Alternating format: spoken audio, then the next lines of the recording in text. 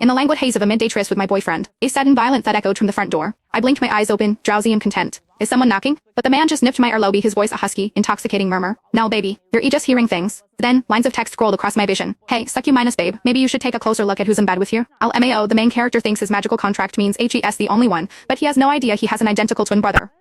A brotherly buffet, no more starving for our girl. Chef's eating good now. Before I could even process it, a furious, trembling roar came from outside the bedroom. Damien, you son of a bitch, get the hell out here. I was a little succubus Rick had picked up off the street, and because it supposedly bullied Stacy, he hadn't fed me in 2 weeks. I didn't bully her, I insisted, my voice stubborn. I just asked her to stop calling you in the middle of the night. I never get to eat my fill. The man's eyes lifted, cold as a winter sky. And you think you're in the right? He glanced at the text on his phone from Stacy, the one where she dramatically declared she was cutting all ties with him, and his tone grew even sharper. You've been with me this long and you haven't learned a thing, except how to weaponize money to humiliate people. I was trying to humiliate her, I said. His gaze was a blade, but I held my ground. If she thinks money is humiliating, that's her problem. I happen to think money is the best thing in the world. Besides, it was clearly her fault. My feeding time was strictly once a week on Sunday nights. For an SSS-rank succubus, that was barely enough to survive, and she was constantly interrupting it with her calls. Every time he answered, she was either being harassed by thugs at a restaurant or too drunk to get home. Patrick would leave in a heartbeat, leaving me half-minus starved every single time. So I sought her out privately. I offered her some cash and asked if she could please call at a different time. She reacted as if it spat in her face. She gritted her teeth, stomped on the bills with her heel, and enunciated every word with venom. Miss, you can rest assured I have absolutely no interest in your boyfriend. I wouldn't touch a high-mass and mighty rich boy like him with a 10-foot pole. I rejected him more than 10 times before you even met. He was the one who said we could be friends. I had no idea you'd be so insecure about it. Her eyes were rimmed with red as she sneered, honestly, you're acting like I did something shameful. Please do me a favor and tell him I will never ask him for help again. Wouldn't want to be mistaken for a homewrecker. With that, she turned and stalked away, her back ramrod straight, a perfect picture of wounded pride. The kind of defiant posture that awakens a man's desire to conquer. I mulled over her words and came to one happy conclusion: she wouldn't be interrupting my meals anymore. But my happiness was short-lived. The story got back to Patrick, and for the first time, the man who was always so calm and elegant was furious with me. He was convinced I had bullied Stacy and was refusing to admit it. She's a proud person, he said, his voice tight with anger. For her to even ask for help is a huge deal. And you just destroyed the last shred of dignity she had. My own eyes welled with tears, but I repeated stubbornly, but it was my fault. I had always been obedient, but on this, I wouldn't back down. After a few more rounds of this, his patience snapped. It seems you won't understand your place until you're taught a lesson. He loosened his tie and rose to his feet. The manor on South Hill is sitting empty. It'll be the perfect place for you to reflect on your actions, he said, his voice void of emotion. And until you learn to behave, you can starve. Who else do you think is going to feed you if you leave me? I met the warning in his dark eyes and fought back tears. Fine, starve me. I don't want you to feed me anyway. I'm an SSS-rank succubus. I can have any man I want. He just scoffed, unimpressed. No one knew better than him what our magical contract meant. A stubborn fire burned in my chest. I held out for 3 days and then another 3. I was so hungry I was dizzy, my legs threatening to buckle, but I refused to call him. The best way to tame your prey is to corner it, wait for it to exhaust itself, and then appears its savior. Patrick had always been a patient hunter. The summer was a sweltering, humid affair punctuated by violent thunderstorms. On my 10th day locked in the manor, a storm broke. The wind howled and lightning tore across the sky. I curled into a tight ball on the sofa, burying my face in my knees, my body weak with fatigue. My tear-filled eyes kept darting toward the floor to ceiling windows. If Patrick showed up now, I thought I could bring myself to forgive him. Just a little.